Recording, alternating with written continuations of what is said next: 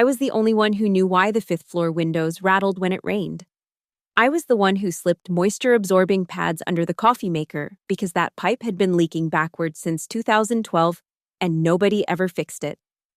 I knew which circuit breaker to jiggle when the conference room projector died. 15 years of invisible expertise dissolved in a 5-minute meeting. But when they fired me, they forgot one tiny detail. The building lease was still in my name. My name is Clara Doyle, 42 years old. And for the past 15 years, I've been the invisible spine holding Green Torch Technologies upright. No Ivy League degree decorated my office wall. Hell, I barely had an office, just a converted supply closet with a desk wedged between filing cabinets. My business card read, Operations and Administrative Manager. But that title was like calling a Swiss Army knife a cutting tool.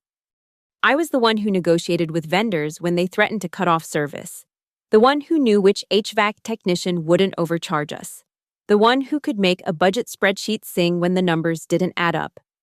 Portwood isn't Silicon Valley, but it desperately wants to be.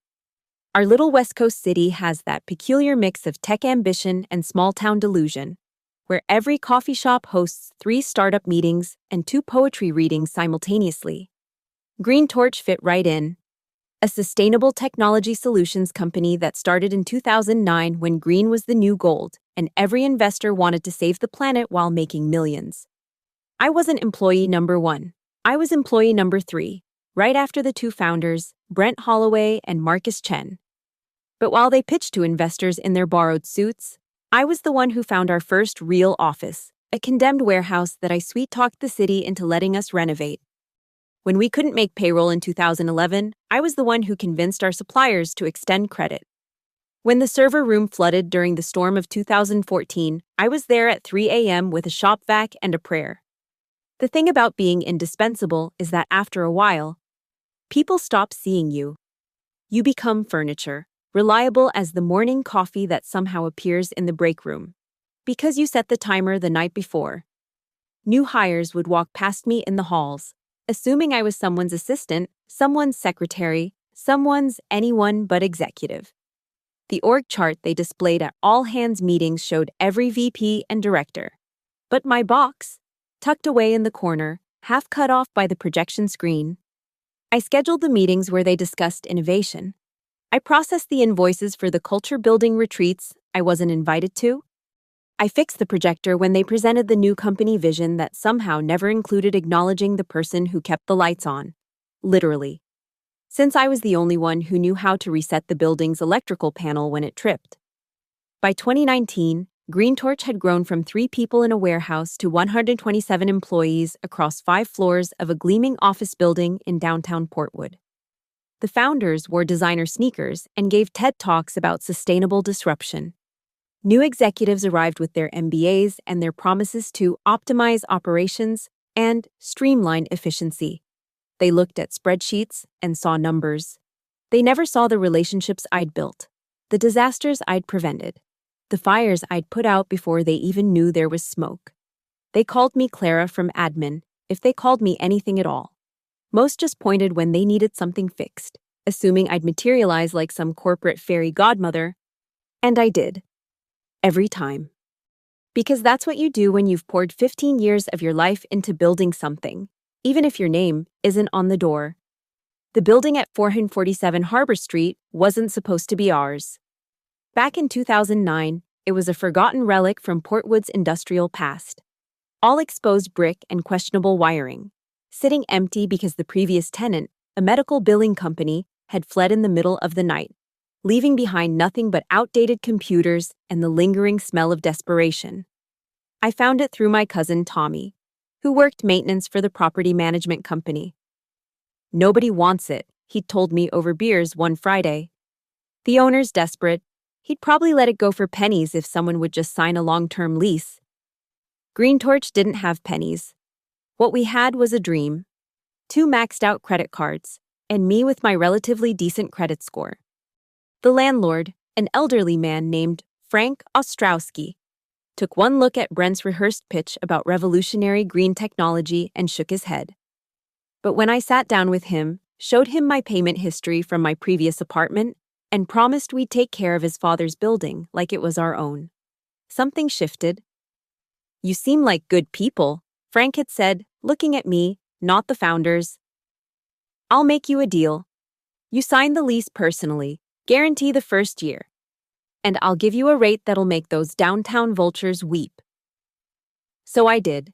Clara Doyle, private citizen, became the leaseholder for a 40,000 square foot building in downtown Portwood.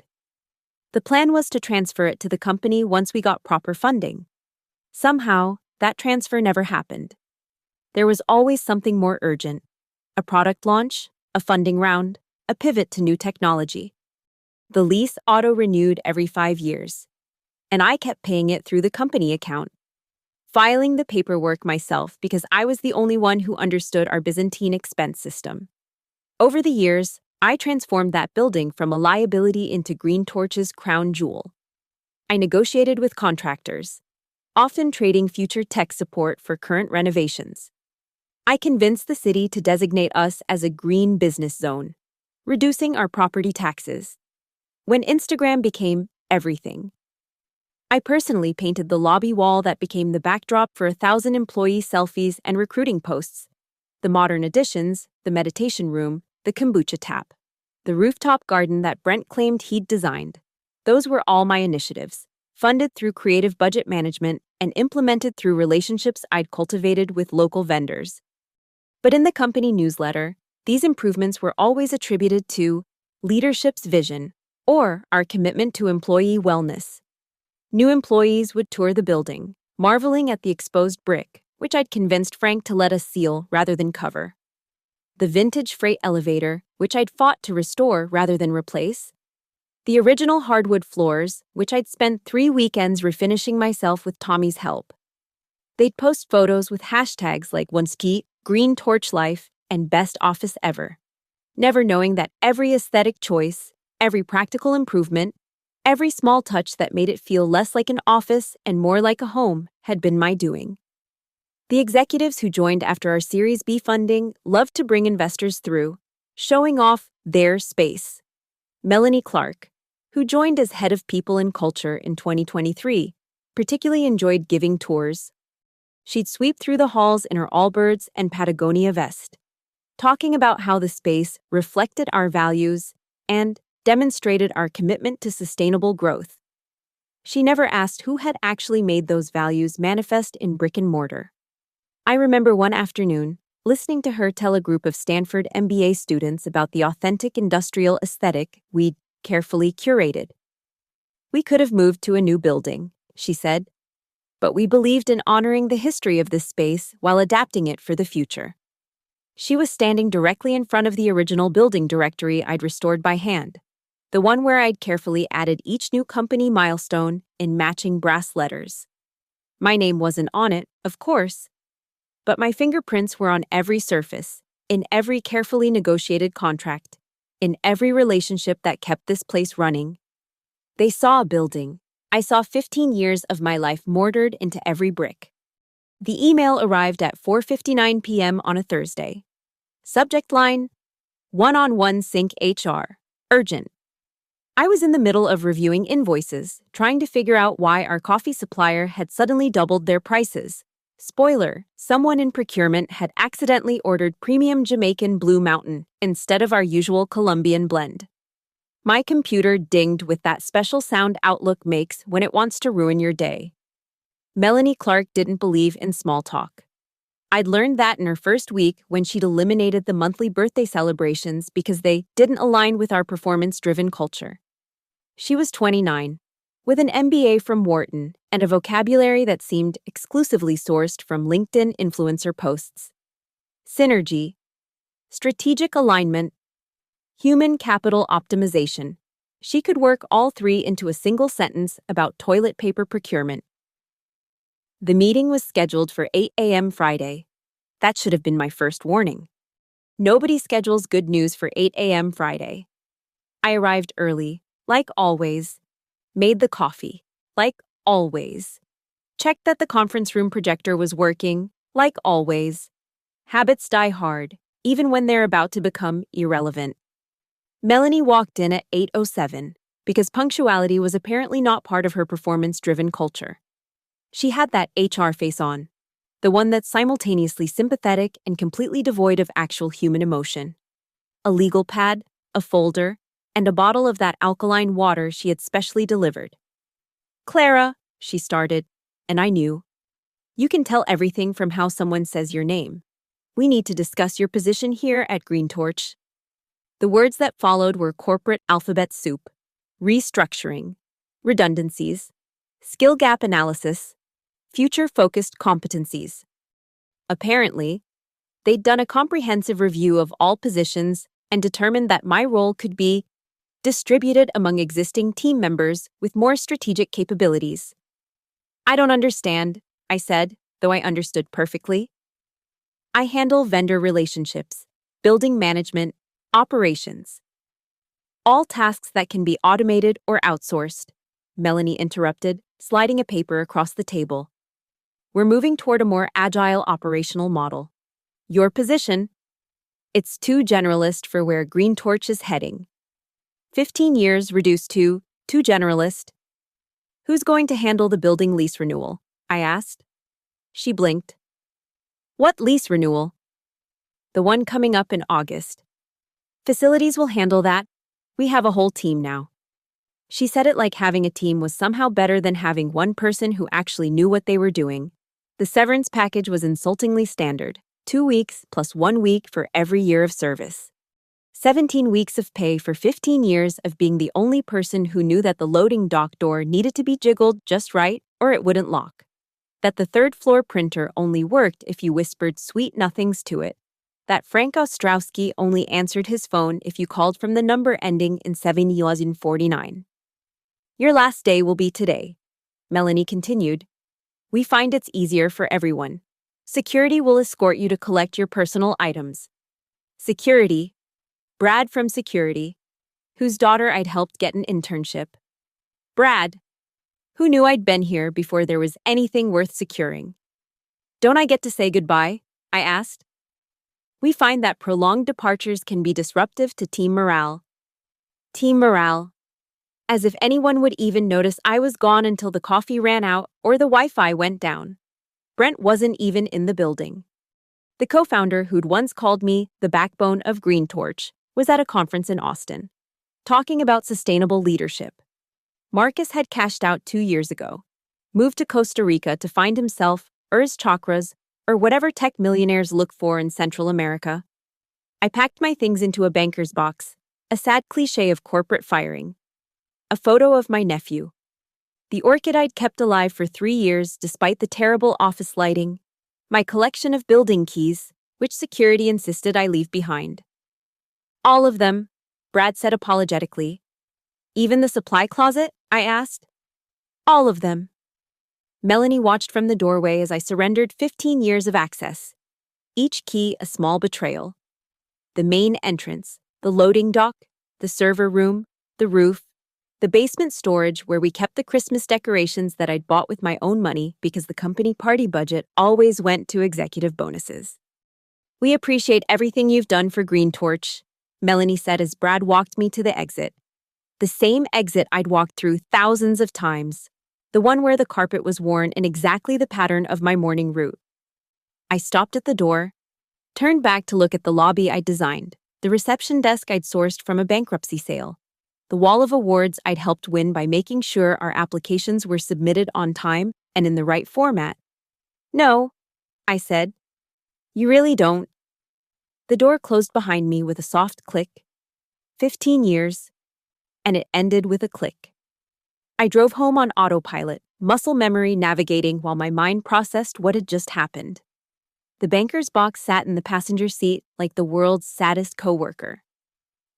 By the time I pulled into my driveway, anger had replaced shock. Not the hot, impulsive kind, the cold, calculating kind that makes you remember things you'd forgotten were important. My home office was a shrine to organized chaos. 15 years of contracts, receipts, and documentation that I'd kept just in case. The IRS only requires 7 years. But paranoia is a powerful filing system. I went straight to the safe behind the framed photo of Portwood's skyline, The one where you could still see the Harbor Street building before Green Torch's sign went up. The folder was labeled simply Form 47 Harbor. Inside, yellowed at the edges but still legally binding, was the original lease agreement from July 15, 2009. I spread it across my desk, running my finger down to Section 13C, the renewal clause I'd negotiated with Frank. Lease renewal must be executed in writing no later than 30 days prior to expiration. Failure to provide written renewal confirmation will result in automatic termination of lease agreement upon expiration date. No grace period will be granted. I flipped to the last renewal addendum. August 1st, 2019. 5-year term. Expiration, August 1st, 2024. Today was August 6th, 2024. My laptop was already open, searching through my email. Nothing from Green Torch about renewal. Nothing from Frank's property management company. I logged into my personal cloud storage, where I'd backed up every important document because I never trusted Green Torch's IT security. Found the folder labeled Building Management and scrolled through 5 years of correspondence. There it was, or rather, wasn't. The renewal notice from Ostrowski Property Management dated June 1st, 2024. Dear Ms. Doyle, as per your lease agreement for 447 Harbor Street, renewal documentation is required by July 1st, 2024. Please confirm your intention to renew. Sent to my Green Torch email. The one they deactivated this morning. I called Frank's office. His daughter Patricia answered. She'd taken over most operations when Frank's health started declining. Clara, how are you? We've been trying to reach you about the Harbor Street renewal. Patricia, I need you to check something for me. Have you received any renewal documentation from Green Torch Technologies? Keyboard clicking. No, nothing. We sent 3 notices to your company email and 2 certified letters to the building address. Attention to you. The last one was marked Return to Sender, Insufficient Address. Weird, right? To the building's own address? Who signed for the certified letters? Let me check. Nobody. They were returned unclaimed. We figured you guys were playing hardball on the rent, maybe looking for a better deal. Frank said to wait, that you'd never let it lapse. My hands were shaking, but not from fear, from possibility. Patricia, what's the current status of the lease? Technically, expired. As of 5 days ago? If Green Torch is still in the building, they're trespassing. But we figured. They fired me this morning. Silence. Then, those idiots fired you?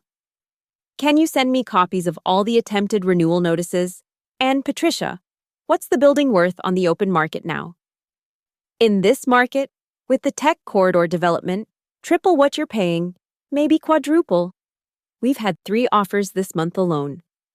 I hung up and pulled out the business card I'd kept in my wallet for 4 years. Glenn Watterson, real estate attorney. He'd helped me with my mother's estate, and I'd mentioned the Green Torch situation to him in passing. He'd whistled low and said, "That's either the best or worst position to be in, depending on how vindictive you're feeling." Glenn answered on the second ring. Clara Doyle, please tell me you're finally ready to discuss that lease situation. They fired me this morning. I'm sorry to hear that. He paused. Actually, no, I'm not. How quickly can you get to my office? An hour later, I sat in Glenn's conference room, watching him read through the lease agreement with the kind of joy usually reserved for children on Christmas morning. This is beautiful, he said.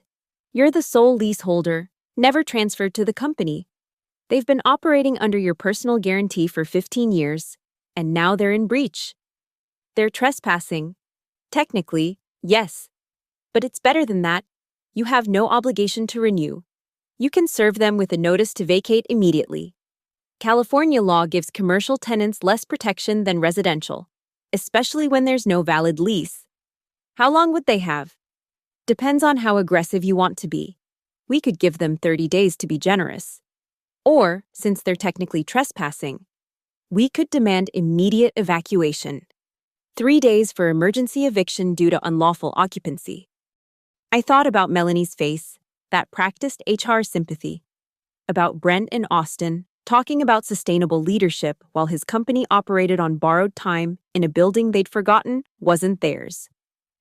What's the fastest legal timeline that would stand up in court? Glenn smiled. With proper documentation showing multiple failed renewal attempts, 48 hours, they'll panic, probably try to negotiate, maybe even sue. But they won't win. The law is devastatingly clear on this. Do it. Glenn worked with the efficiency of someone who'd been waiting for a case this delicious. By Friday afternoon, we had everything lined up. The eviction notice, the proof of non-renewal, the documentation showing I was the sole leaseholder. But the masterpiece was the new tenant agreement. "You're sure Oranova is ready to sign?" Glenn asked, reviewing the draft lease for the third time. "Their CEO has been calling me for 2 years," I said. "Every time they expanded, Jennifer would take me to lunch and joke about stealing the building out from under Green Torch. Turns out she wasn't entirely joking." Jennifer Huang ran Oranova, a digital media company that had started the same year as Green Torch but had taken a different trajectory.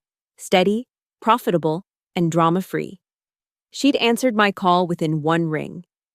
"Clara, please tell me you're finally ready to talk about that building. How does Monday sound for move-in?" "You're joking." "I'm not. But I need a signed letter of intent today. Full asking price." "Send it over." The letter of intent arrived within an hour, along with a deposit that would make Melanie's strategic optimization look like the joke it was. Triple the rent Green Torch had been paying, with a 10-year commitment and penalties for early termination that would make a lawyer weep with joy. Saturday morning, Glenn filed the eviction notice with the court. California's commercial eviction laws are brutal in their simplicity when you have clear documentation. No lease, no rights. By noon, we had an emergency hearing scheduled for Monday morning. The judge's office was surprisingly accommodating when they heard the name Green Torch. Apparently, the company had been involved in 3 other legal disputes over contracts they'd forgotten to honor. "Now comes the fun part," Glenn said, holding up the notice to vacate. "Personal service, they need to be formally notified. They'll be closed on Sunday, but they'll be open Monday morning. First thing, before they even know there's a problem." I spent Sunday doing something I hadn't done in 15 years, absolutely nothing related to Green Torch. No checking emails about vendor complaints, no worrying about the HVAC system, no mental notes about supplies running low. Instead, I sat in my garden, drinking coffee from my own perfectly functioning coffee maker, and waited. Patricia from Ostrowski Property Management called that evening. "Clara, I wanted you to know, someone from Green Torch called our emergency line. Melanie something? She was screaming about the lease renewal, demanding to speak to Frank." "What did you tell her?" "The truth, that the lease was in your name, had been for 15 years, and that any renewal would have to go through you." She hung up on me.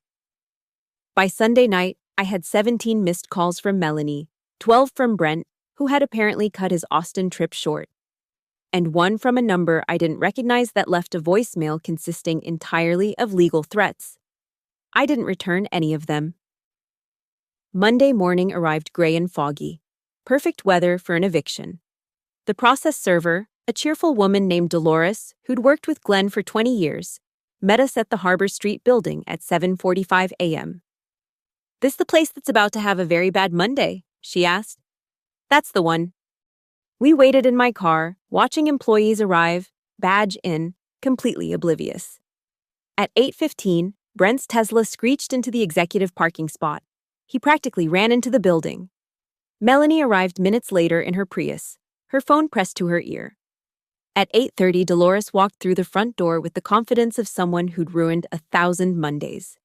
Glenn and I followed at a distance, close enough to watch but far enough to avoid the blast radius. The security desk, my old friend Brad wasn't there, replaced by someone I didn't recognize, tried to stop Dolores.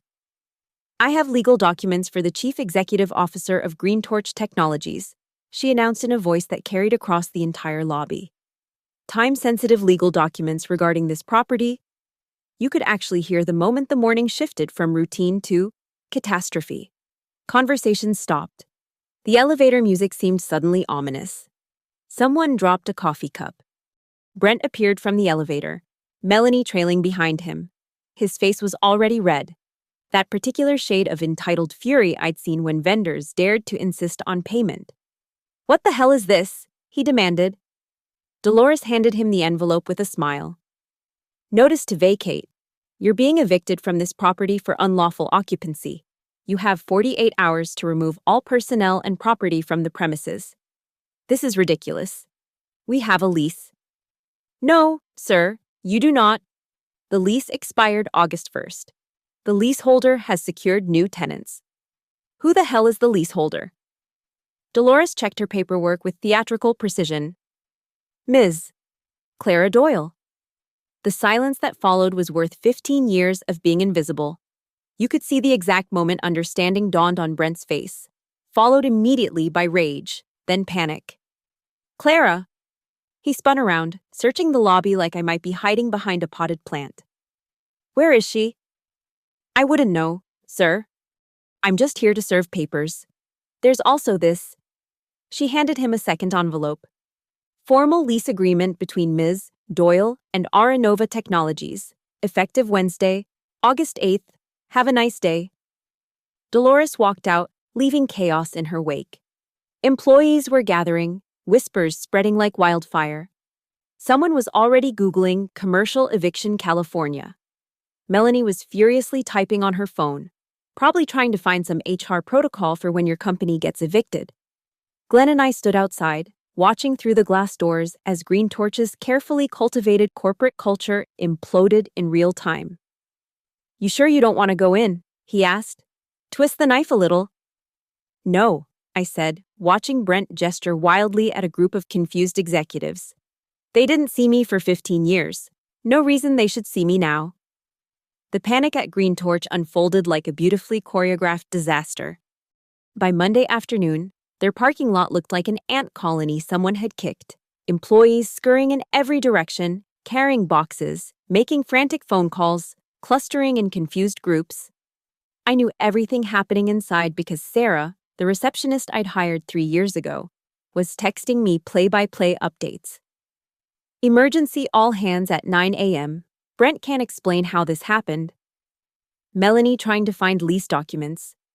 "It says all your files were deleted per standard offboarding." Someone from legal just quit on the spot. Facilities team lead just asked me if I knew anything about the building's electrical panel. LOL. The email started at 10:47 a.m. First, from Melanie, still clinging to her corporate speak even in crisis. "Clara, we need to circle back on the transition of your responsibilities. There seems to be a misunderstanding regarding the building lease. Please advise on your availability for a knowledge transfer session." Knowledge transfer session. She'd had 15 years for that. Then from Brent, abandoning any pretense of professionalism. "Clara, this is illegal. You were an employee acting on behalf of the company. The lease belongs to Green Torch. My lawyers will bury you." Finally, from their general counsel, someone I'd never actually met. "Ms. Doyle, we're prepared to offer you a consulting contract to assist with the lease transition. Generous terms. Please contact me immediately." I forwarded everything to Glenn, who responded with a single emoji. By Tuesday morning, the notice to vacate had been posted on every entrance, as legally required. Someone, probably an employee, had already photographed it and posted it on TechCrunch's anonymous tip line. The headline appeared by noon. "Portwood Startup Green Torch faces eviction from headquarters." The calls escalated. Board members whose numbers I'd never had. Investors I'd only seen in the lobby. Even Marcus called from Costa Rica, trying to play the nostalgia card. "Clara, remember when we started? You, me, and Brent against the world. Don't let it end like this. You cashed out 2 years ago. Marcus, this isn't your problem." "It affects my reputation. Green Torch is still part of my story." "Should have thought about that before you let them fire the person holding your story together." The most interesting call came from Jennifer at Aranova. "Clara, I'm getting some fascinating voicemails from your former CEO. He's offering me 50% above my lease agreement if I walk away. And I told him I don't do business with people who don't value their employees. Also, I already measured for furniture. Tuesday afternoon brought the lawyers. Not just any lawyers, Green Torch had apparently retained Kirkland & Shaw, the kind of firm that bills more per hour than I made in a day. They sent 3 people in suits that cost more than my car. Glenn handled them with the bored confidence of someone holding a royal flush. Your client has no standing, he told them. Ms. Doyle signed the lease as an individual. She paid the security deposit from her personal account. The lease was never assigned to Green Torch Technologies. She was acting as an agent of the company. Prove it. Show me one document, one email, one shred of evidence that Green Torch ever acknowledged this arrangement or directed her to sign that lease. They couldn't because it didn't exist. For 15 years, everyone had assumed someone else was handling it. The facilities team thought legal had it. Legal thought operations had it. Operations, which was me, had it exactly where I wanted it. This is extortion, the lead lawyer said. This is contract law, Glenn replied. Your client is trespassing.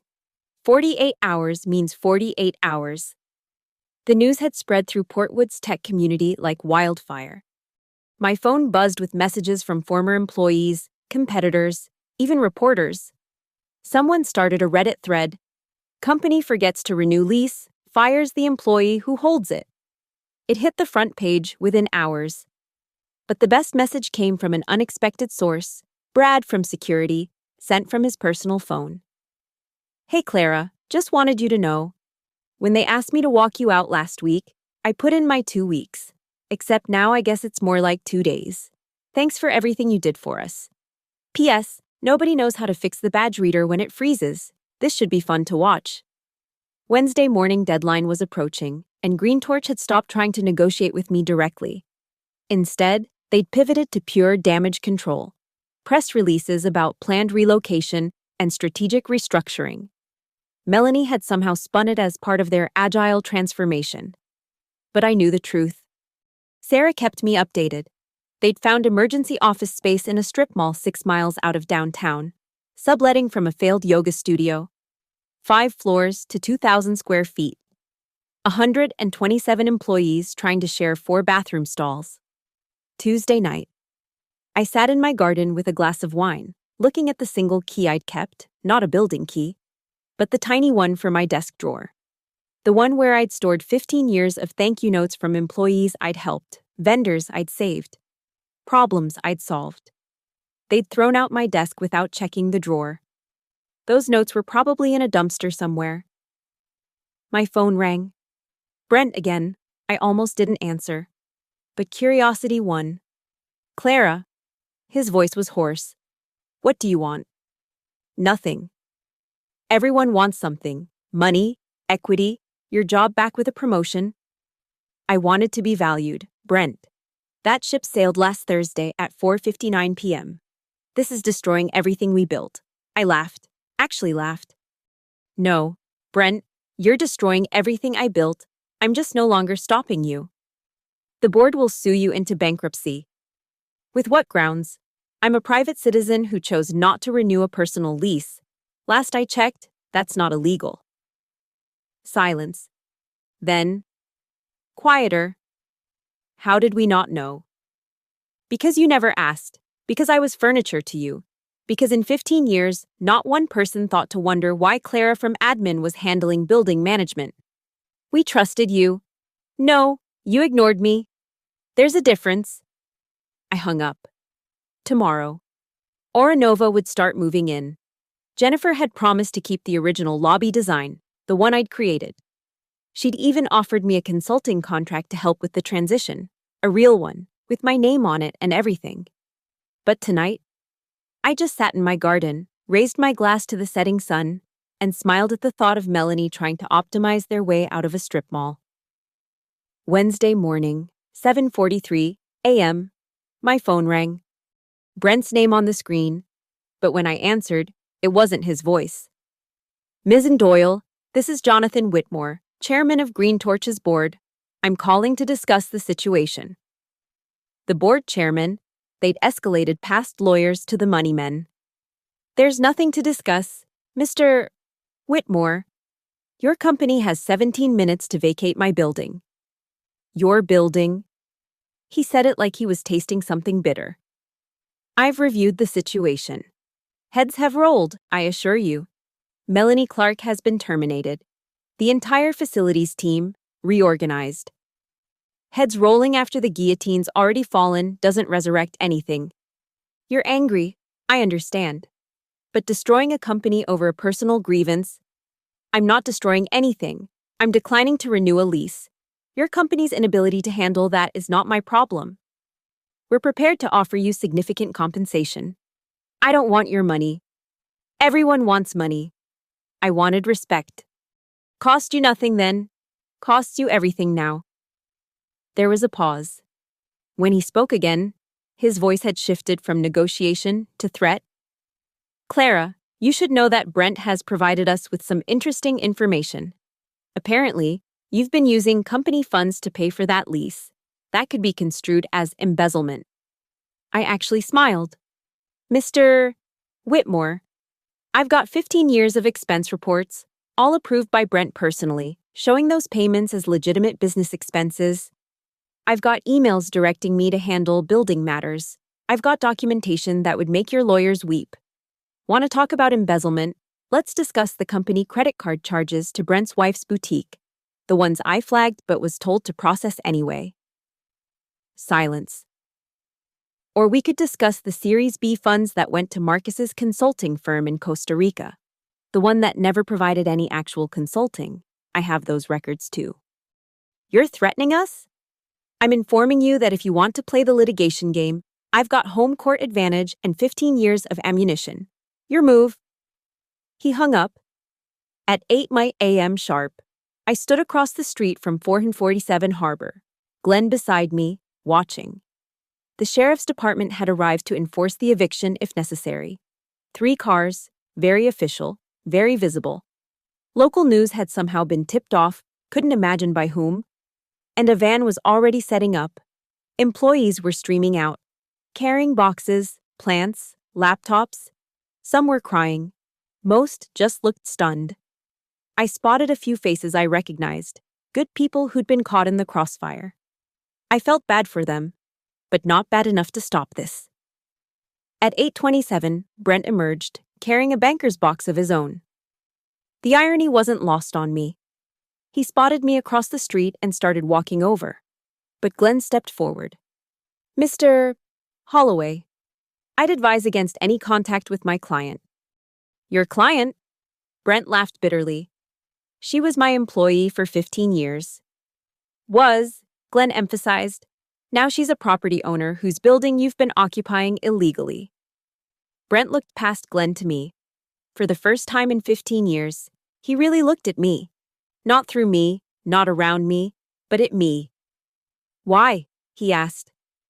We were building something important. Sustainable technology, green solutions.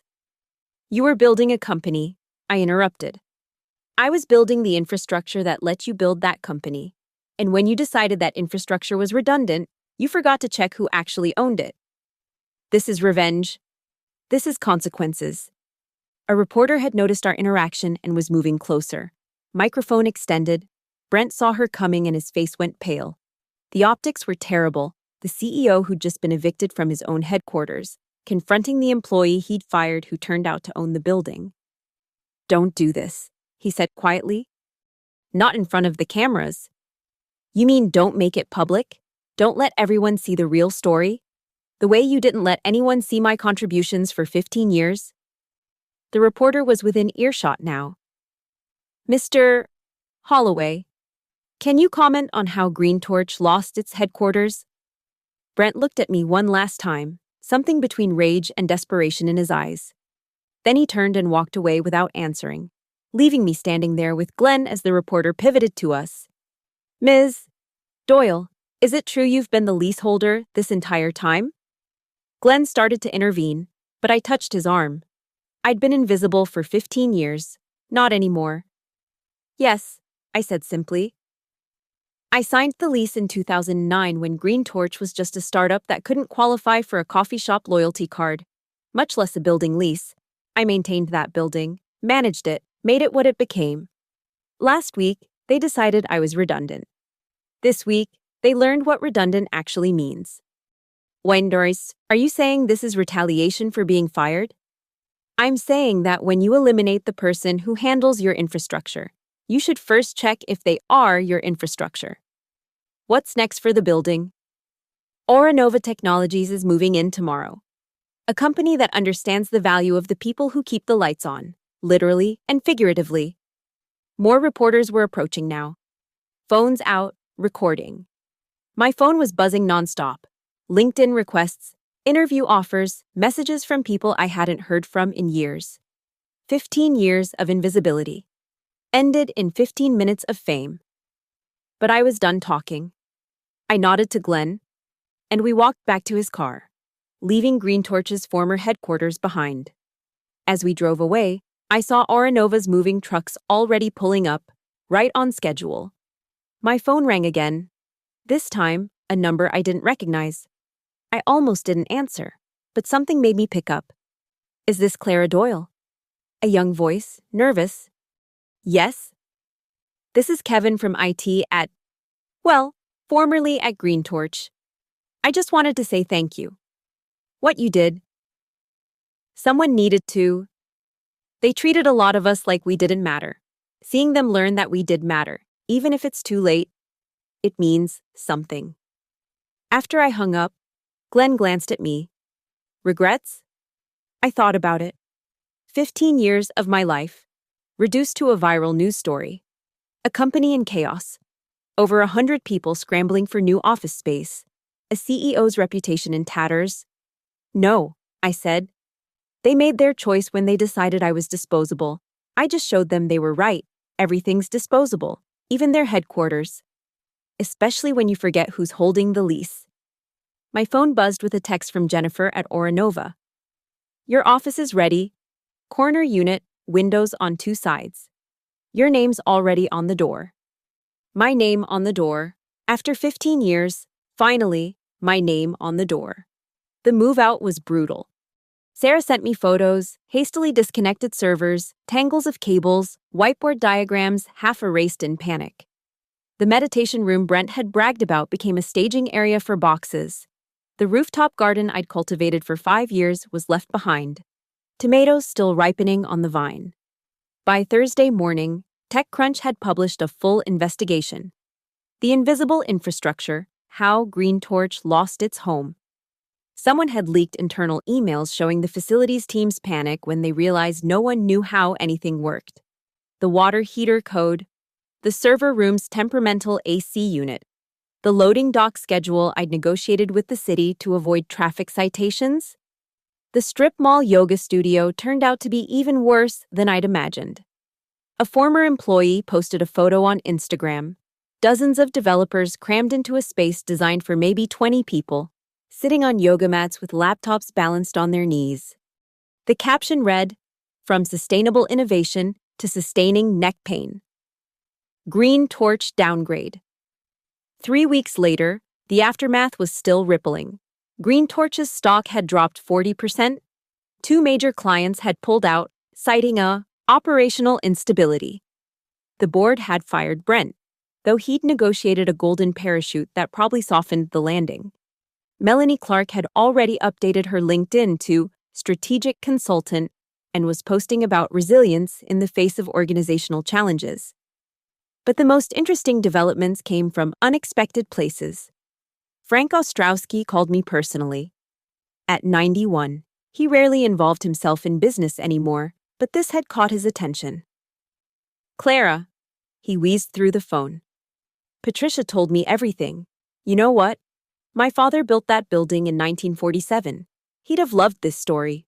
Someone who actually cared about the place. Fighting back against corporate ingratitude. You did good, kid."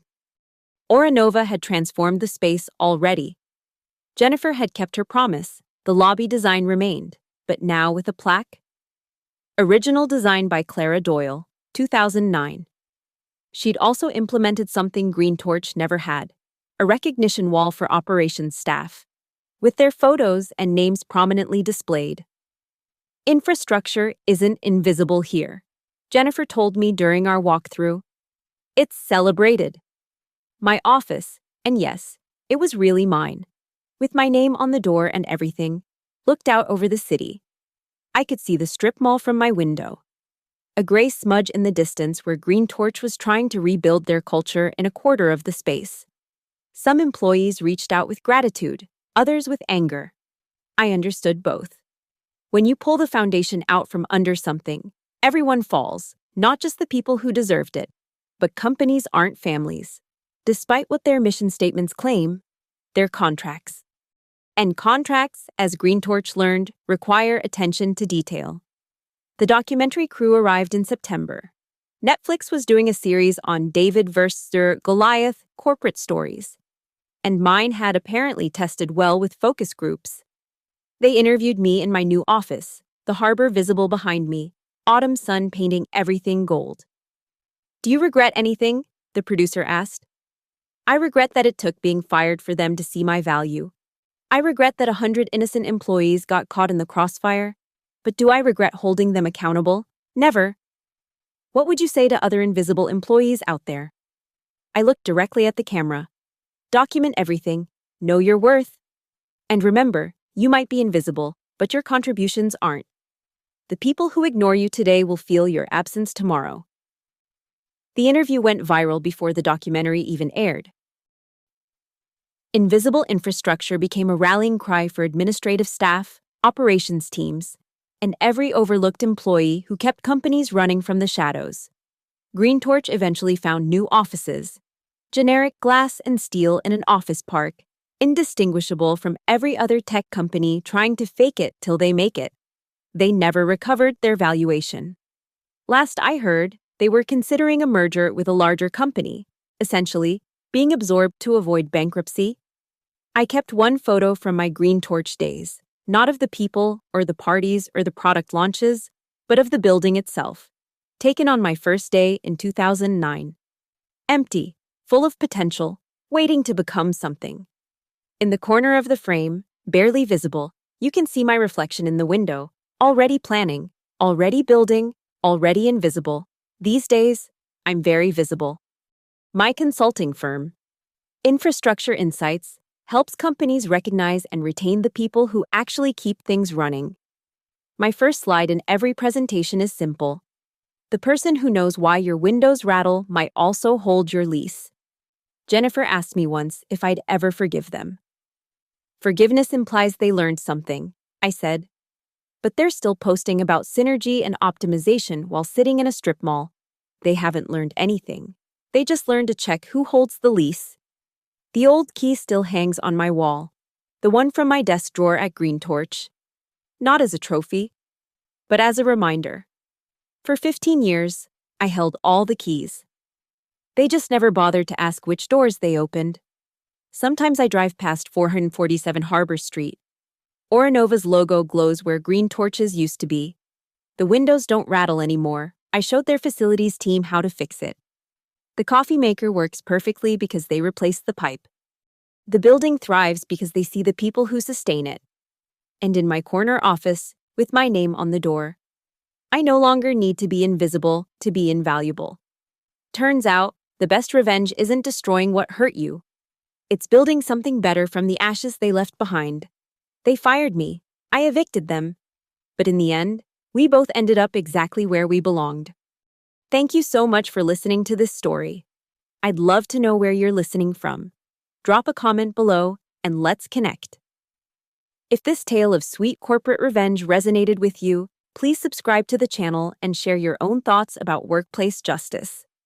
Have you ever witnessed the invisible employees getting their moment? Let me know in the comments.